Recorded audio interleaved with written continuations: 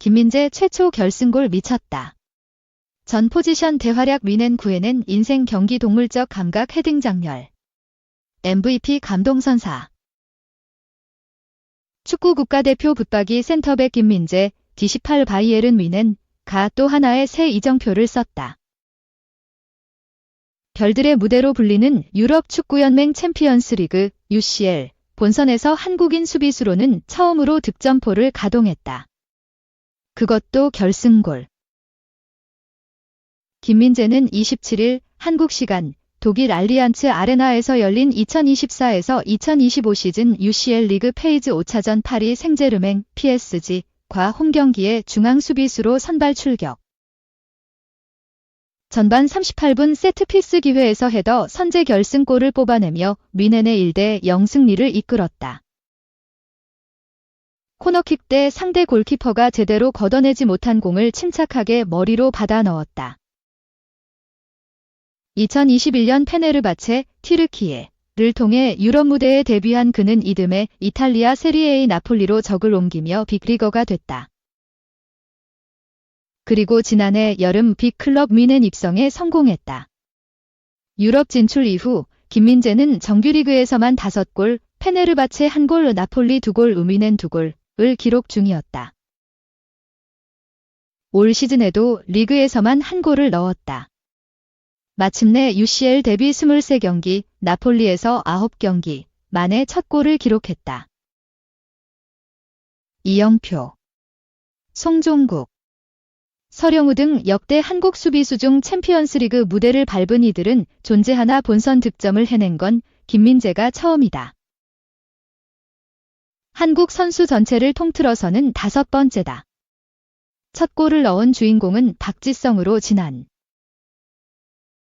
2005년 PSV 에인트호번, 네덜란드 시절 AC 밀란, 이탈리아 4강 2차전에서 해냈다.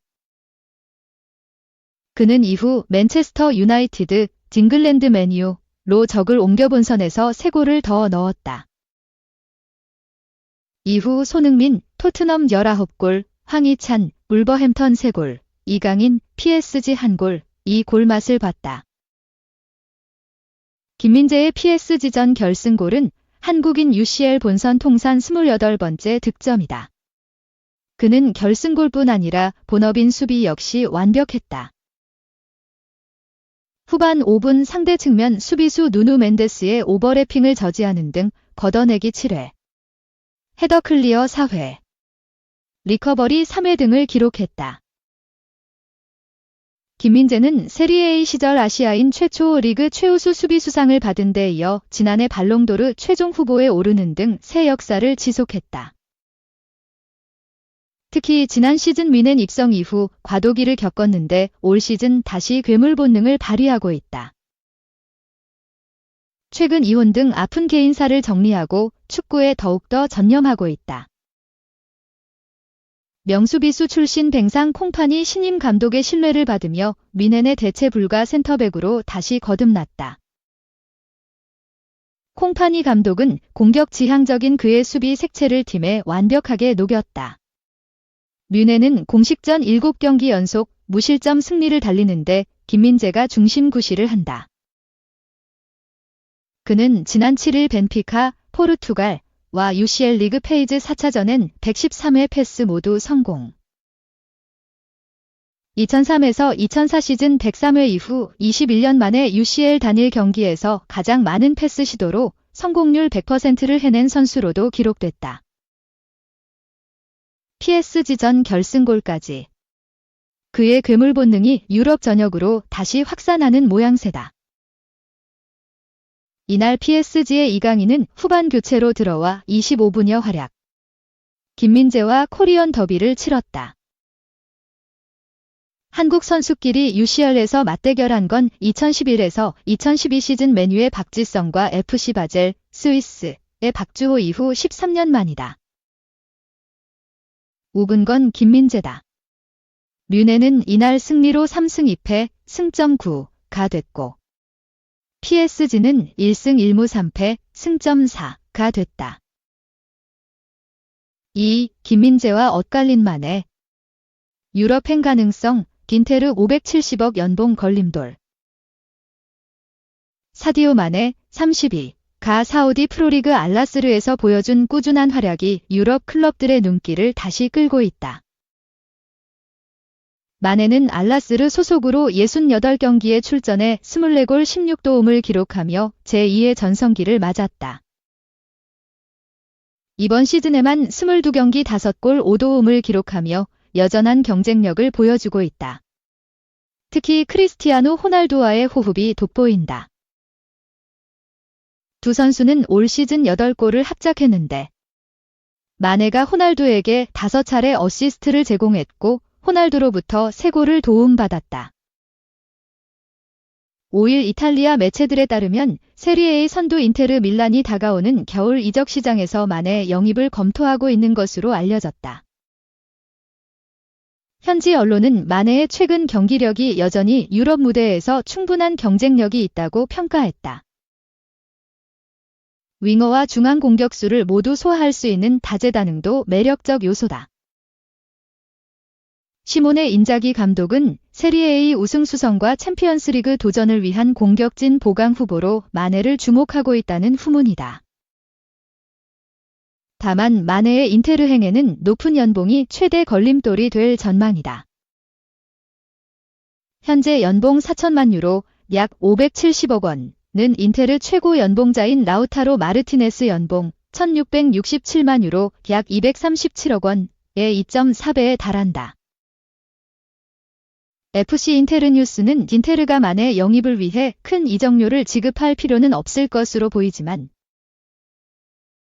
현재 연봉 수준이 협상에 큰 걸림돌이 될 수 있다고 전했다. 2022년 여름 프리미어리그 리버풀을 떠난 후 마네의 커리어는 다소 내림세를 보였다. 3천만 유로, 약 427억 원의 이적료로 독일 분데스리가 바이에른 뮌헨에 입단했지만 적응에 실패해 한 시즌 만에 팀을 떠났다. 김민재가 뮌헨에 입성한 지 한 달 만의 일이었다. 하지만 사우디로 무대를 옮겨 다시 전성기 시절 모습을 보여주고 있다. 프로 통산 560경기 228골 109도움을 기록한 마네는 세네갈 대표팀에서도 111경기 45골 26도움을 기록하며 꾸준한 활약을 이어왔다. 2027년 6월까지 알나스르와 계약이 남아있는 마네의 유럽 복귀 여부는 결국 연봉 협상에 달린 것으로 보인다. 3. 멀티 자책골 악몽 황희찬도 어쩔 수 없었다. 대참사 충격에 빠진 울버햄튼. 울버햄튼은 5일 한국 시간 영국 리버풀의 구디슨 파크에서 열린 2024에서 2025 EPL 14라운드에서 에버튼에게 0대4로 졌다. 이날 울버햄튼은 3-4-2-1 포메이션을 들고 나왔다. 라르센, 쿠냐, 게데스, 고메스, 안드레, 르미나, 아이트누리, 도슨, 부에노, 도허티, 사가 선발로 출전했다. 에버턴은 4-2-3-1 전형으로 출발했다. 칼버튼 루인, 두쿠레, 맥릴, 은디아에, 게예, 망갈라, 미콜렌코, 브랜스웨이트, 타코우스키, 영, 픽포드로 선발 라인업을 꾸렸다. 울버햄튼은 전반 10분 에버턴의 애슐리 영이 골대 오른쪽 하단으로 날카로운 프리킥을 성공시키면서 0대1로 끌려갔다. 전반 16분에는 타르코프스키에게 헤더 골을 허용했지만 비디오 판독 VAR에서 오프사이드로 판정됐다. 전반 33분 오렐 망갈라의 강력한 중거리 슈팅이 골문 왼쪽 하단으로 빨려 들어가면서 울버햄튼은 0대2로 뒤진 채 전반전을 마무리했다. 후반 4분에는 울버햄튼 중앙 수비수 크레이그 도슨의 자책골이 나왔다. 코너킥 상황에서 여러 선수가 경합을 펼치다가 도슨의 팔에 맞은 공이 골라인을 그대로 넘어갔다. 후반 27분 도슨은 멀티 자책골까지 기록했다. 맥닐의 프리킥을 막으려고 쭉 뻗은 도슨의 오른발에 맞은 공은 그대로 울버햄튼 골대 구석으로 흘러 들어갔다. 영국 몰리뉴 뉴스는 도슨에게 팀 내 최저 평점인 2점을 부여했다. 매체는 그에게 최악의 경기 중 하나였다. 초반 100패스를 주고받는 과정에서 커뮤니케이션이 매끄럽지 못했다며 2개의 자책골의 빌미가 됐고, 믿음직스러운 베테랑이었던 그는 이제 나이를 먹은 것 같다고 악평했다. 이날 4골을 허용한 울버햄튼 골키퍼 조세사 역시 최저 평점인 2점을 받았다. 이번 경기에서 황희찬은 후반 12분 게드스 대신에 투입돼 약 33분을 소화했다. 지난해 10월 북중미 월드컵 아시아 3차 예선에서 발목 부상을 당한 황희찬은 EPL 4경기에서 결장했다. 지난달 23일 풀럼과의 EPL 12라운드 경기에서는 1분 출전하는 데 그쳤고 13라운드 본머스 전에서는 8분을 뛰었다. 점점 출전 시간을 올리면서 폼을 회복하고 있고 팀이 어려운 상황이니만큼 선발 복귀도 가능할 것으로 점쳐지고 있다. 이날 후스코어드닷컴은 황희찬에게 평점 6.17점을 줬다. 풋몹은 평점 6.5점을 매겼다. 황희찬은 24차례 공을 터치했고 94%의 패스 성공률을 보였다. 다만 번뜩이는 움직임을 보여주지 못하고 팀의 패배에 영향력을 발휘하지 못했다는 점에서 좋은 평가를 받지는 못했다. 4. 결단 내렸다. 레알 마드리드. 소니 절친 부주장 DF 영입 위해 본격적으로 움직인다. 챔스 출전으로 끌어들일 계획. 영국 매체 팀토크는 4일 한국 시간 레알 마드리드는 토트넘이 로메로의 야망에 부합할 수 없다는 우려가 나오는 가운데 핵심 스타를 데려갈 수 있지만 토트넘은 이적을 막기 위해 조치를 취했다라고 보도했다. 로메로는 토트넘의 핵심 수비수다. 그는 빠른 스피드를 보유하고 있어 넓은 수비 범위를 자랑한다. 신장은 186cm로 다소 작지만 공중볼 경합 능력도 뛰어나다.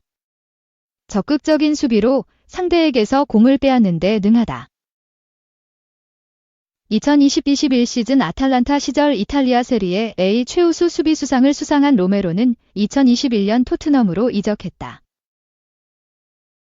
그는 2021-22 시즌 공식전 30경기에 출전하며 토트넘의 유럽 축구연맹 UEFA 챔피언스리그 진출권 획득에 힘을 보탰다. 시즌 종료 후 5,200만 유로, 한화 약 774억 원에 완전 이적한 로메로는 2022-23 시즌 34경기에 나오며 분투했다. 로메로는 2023-24 시즌부터 토트넘의 부주장을 맡기 시작했다. 주장 손흥민과 함께 팀의 리더십 그룹이 된 로메로의 기량은 한 단계 발전했다. 그는 2023-24 시즌 34경기 5골로 뛰어난 경기력을 선보였다.